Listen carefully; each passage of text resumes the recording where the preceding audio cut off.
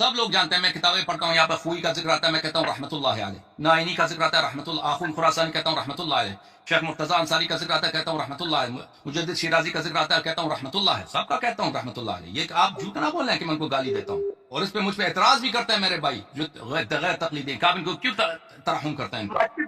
تو میں یہی کہتا ہوں کہ ان کو پتہ نہیں تھا، ان لوگوں کو یہ معذور ہیں، ان کو پتہ نہیں تھا، میں یہی کہتا ہوں. لیکن بعض سب مجتہدین ایک جیسے نہیں ہیں، سب مجتہدین ایک جیسے نہیں ہیں بھائی.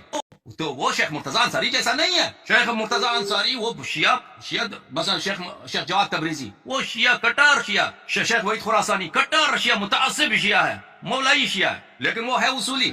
تو وہ اجتہاد تقلید کے معاملے میں ہم اس کو عذر دیتے ہیں کہ اس کو پتہ نہیں کہ مرجعیت یہ ایک آرگنائزیشن ہے، طاقت ہے، لیکن ہم کو یہ جاننا چاہیے کہ اگر کوئی شیعہ اپنے کو کہے اور شیعہ ہو اور مرجعیت کے خلاف وہ بولتے ہیں یا اس پہ فالو نہیں کرتے ہیں، تو دین کے طور پر شریعتاً وہ اپنے کو شیعہ کہہ سکتے ہیں.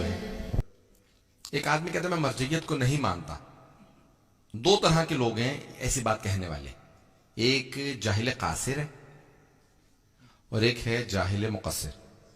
اب اس کا ترجمہ آپ کر دیں گے یا میں سمجھا دیتا ہوں. جاہل قاصر جو جاہل ہو لیکن جانتا نہ ہو، سیکھنے کی صلاحیت نہ ہو، یا اس کو پتہ نہ ہو کہ میں نے کس بات کو رد کر دیا، کتنی اہمیت ہے، تو ایسا آدمی جاہل ہے، گنہگار ہے. نماز نہیں پڑھتا ایک آدمی، گنہگار ہے، پھر بھی دین میں ہے. ایک آدمی کہتا ہے اصل نماز کو نہیں مانتا، یہ دین سے خارج ہو جاتا ہے، ضروریات دین کا. اصل میں سب سے بڑا جو ہمارے لیے مسئلہ ہے نا، وہ صاحب الزمان علیہ السلام کی توقیع مبارک ہے. اللہم صلی اللہ علیہ وسلم.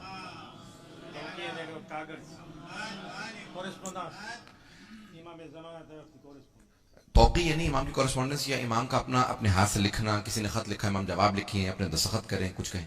وہ کیا ہے؟ امام فرماتے ہیں انہم حجتی علیکم وانا حجت اللہ علیہم الراد علیہم کراد علینا. اب یہ سب سے بڑے سخت جملے ہیں. امام فرماتے ہیں یہ جو فقہا ہیں، مراجع ہیں، یہ میری حجت ہیں تم پہ، اور میں ان پہ اللہ کی حجت ہوں.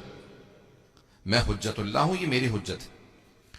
ان کو جو رد کرے گا وہ ہمیں رد کرنے کے برابر ہے.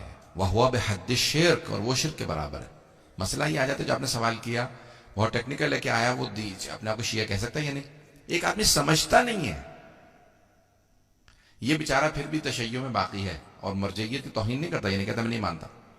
ایک سمجھتا ہے یا سمجھنے کی، سیکھنے کی صلاحیت رکھتا ہے، پڑھا لکھا ہے، یا کم از کم نہیں بھی پڑھا لکھا تو سیکھنے کی صلاحیت رکھتا ہے. ایسا آدمی اگر مرجعیت کی مخالفت کرے یا گالی بکے یا توہین کرے، وہ تشیع سے خارج ہو جاتا ہے. ائمہ علیہ السلام، دیکھیں میں نے اپنی زندگی کے اندر ایسے بہت سے لوگ دیکھے ہیں جو علماء مراجعوں کو گالی بکتے ہیں. آہستہ آہستہ کیا ہوتا ہے کہ وہ بے دین ہو جاتے ہیں.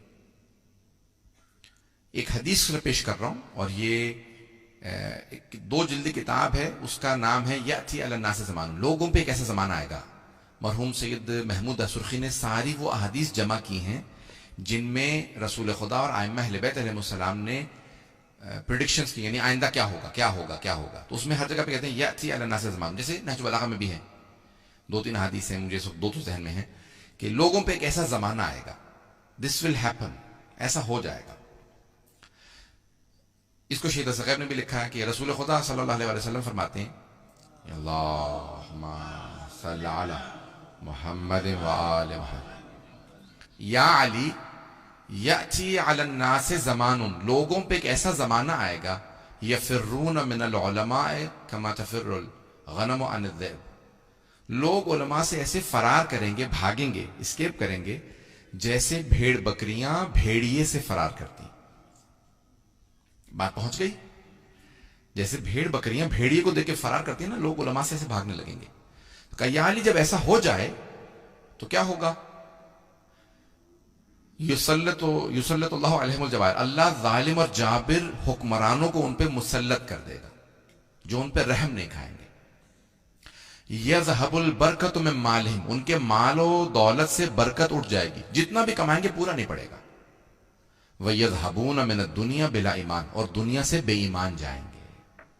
انہیں کو آخری وقت میں معصومین کے نام کہلانے والا نہیں ہوگا، یاسین پڑھنے والا کچھ نہیں ہوگا.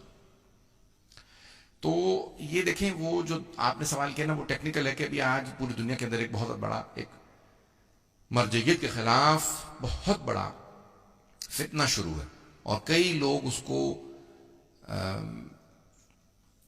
اس کو دیکھ کے اس کو دیکھ کے ساتھ چل پڑتے ہیں. یہ لوگ ہیں نادان ہیں، احمق ہیں، یہ سمجھ نہیں رہے کہ ہم کیا کر رہے ہیں. لیکن کچھ لوگ مغرض ہیں، وہ سمجھ رہے ہیں میں کیا کر رہا ہوں.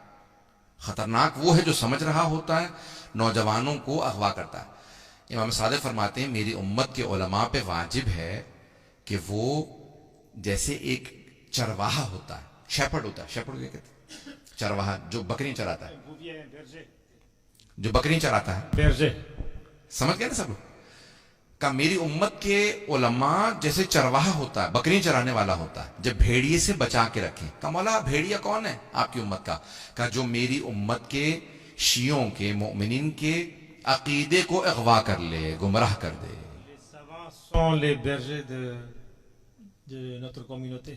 Les protestants pasteurs qui کہ میری امت کے علماء جو ہیں وہ بچا کے رکھیں تاکہ لوگ ان کے عقیدے خراب نہ کریں. تو یہ جو عقیدہ لوگوں کو گمراہ کرتے ہیں، لوگوں کو ہر چیز سے دور لے جاتے ہیں، وہ اصل میں ذمہ دار ہے.